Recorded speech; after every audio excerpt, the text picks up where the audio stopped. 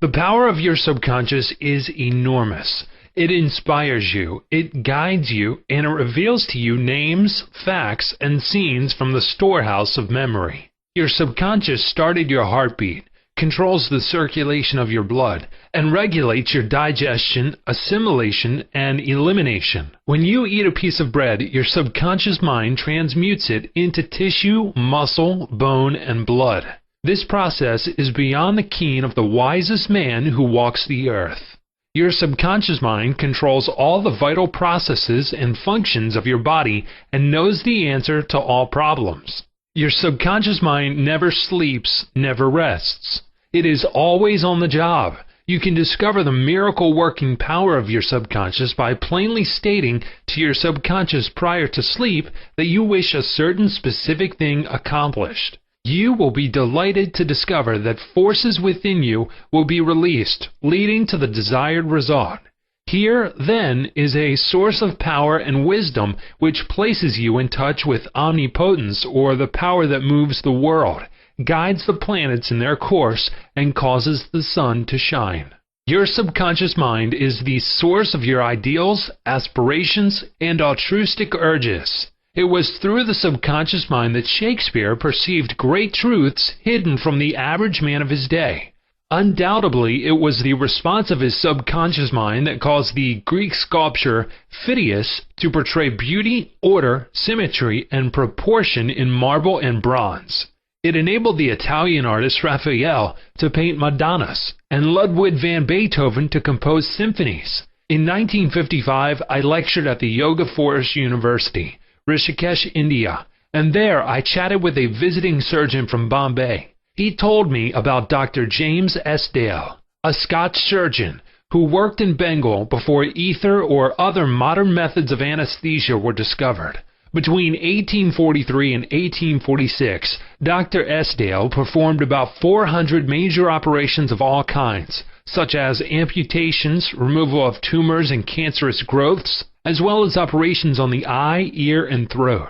All operations were conducted under mental anesthesia only. This Indian doctor at Rishikesh informed me that the post-operative mortality rate of patients operated on by Dr. Esdale was extremely low, probably 2 or 3%. Patients felt no pain, and there were no deaths during the operations. Dr. Esdale suggested to the subconscious minds of all his patients who were in a hypnotic state that no infection or septic condition would develop. You must remember that this was before Louis Pasteur, Joseph Lister, and others who pointed out the bacterial origin of disease and causes of infection due to unsterilized instruments and virulent organisms. This Indian surgeon said that the reason for the low mortality rate and the general absence of infection, which was reduced to a minimum, was undoubtedly due to the suggestions of Dr. Isdale to the subconscious minds of his patients. They responded according to the nature of his suggestion. It is simply wonderful when you conceive how a surgeon over 120 years ago discovered the miraculous wonder-working powers of the subconscious mind. Doesn't it cause you to be seized with a sort of mystic awe when you stop and think of the transcendental powers of your subconscious mind? Consider its extrasensory perceptions, such as its capacity for clairvoyance and clairaudience, its independence of time and space, its capacity to render you free from all pain and suffering, and its capacity to get the answers to all problems, be that what they may. All these and many more reveal to you that there is a power and intelligence within you that far transcends your intellect, causing you to marvel at the wonders of it all. All these experiences cause you to rejoice and believe in the miracle-working powers of your own subconscious mind.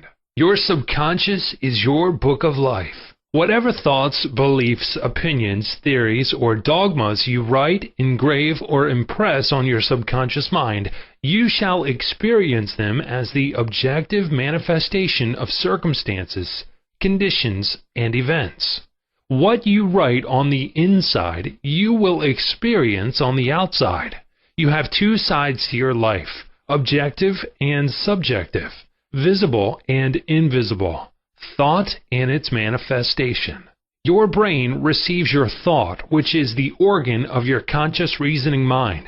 When your conscious or objective mind accepts the thought completely, it is sent to the solar plex, called the brain of your mind, where it becomes flesh and is made manifest in your experience. As previously outlined, your subconscious cannot argue. It acts only from what you write on it. It accepts your verdict or the conclusions of your conscious mind as final. This is why you are always writing on the book of life, because your thoughts become your experiences. The American essayist Ralph Waldo Emerson said, "Man is what he thinks all day long." What is impressed in the subconscious is expressed. William James, the father of American psychology, said that the power to move the world is in your subconscious mind. Your subconscious mind is one with infinite intelligence and boundless wisdom. It is fed by hidden springs and is called the law of life. Whatever you impress upon your subconscious mind, the latter will move heaven and earth to bring it to pass. You must, therefore, impress it with right ideas and constructive thoughts. The reason there is so much chaos and misery in the world is because people do not understand the interaction of their conscious and subconscious minds. When these two principles work in accord, in concord, in peace, and synchronously together, you will have health, happiness, peace, and joy. There is no sickness or discord when the conscious and subconscious work together harmoniously and peacefully. The tomb of Hermes was opened with great expectancy and a sense of wonder because people believed that the greatest secret of the ages was contained therein. The secret was as within, so without, as above, so below. In other words, whatever is impressed in your subconscious mind is expressed on the screen of space. This same truth was proclaimed by Moses, Isaiah, and all the illumined seers of the ages. Whatever you feel as true subjectively is expressed as conditions, experiences, and events. Motion and emotion must balance. As in heaven, your own mind, so on earth, in your body and environment. This is the great law of life. You will find throughout all nature the law of action and reaction, of rest and motion. These two must balance. Then there will be harmony and equilibrium. You are here to let the life principle flow through you rhythmically and harmoniously. The intake and the outgo must be equal. The impression and the expression must be equal. All your frustration is due to unfilled desire. If you think negatively, destructively, and viciously, these thoughts generate destructive emotions which must be expressed and find an outlet. These emotions, being of a negative nature, are frequently expressed as ulcers, heart trouble, tensions, and anxieties. What is your idea or feeling about yourself now? Every part of your being expresses that idea. Your vitality, body, financial status, friends, and social status represent a perfect reflection of the idea you have of yourself. This is the real meaning of what is impressed in your subconscious mind, and which is expressed in all phases of your life. We injure ourselves by the negative ideas which we entertain. How often have you wounded yourself by getting angry, fearful, jealous, or vengeful? These are the poisons that enter your subconscious mind. You were not born with these negative attitudes. Feed your subconscious mind life-giving thoughts and you will wipe out all the negative patterns lodged therein. As you continue to do this, all the past will be wiped out and remembered no more. A person healing will ever be the most convincing evidence of the healing power of the subconscious mind. Over 40 years ago, I resolved a malignancy of skin through prayer. Medical therapy had failed to check the growth, and it was getting progressively worse.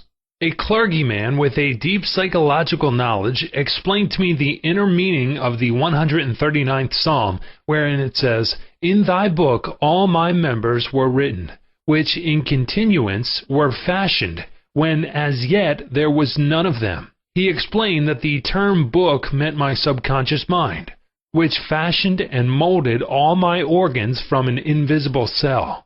He also pointed out that inasmuch as my subconscious mind made my body, it could also recreate it and heal it according to the perfect pattern within it. This clergyman showed me his watch and said, "This had a maker, and the watchmaker had to have the idea first in mind before the watch became an objective reality.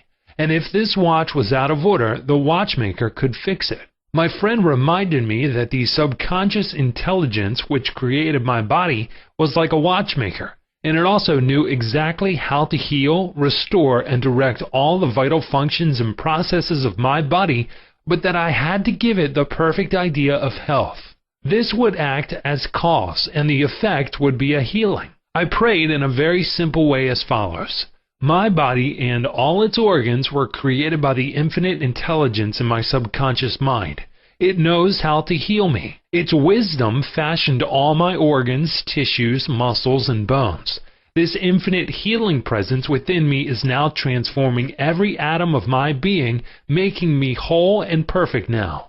I give thanks for my healing I know is taking place now.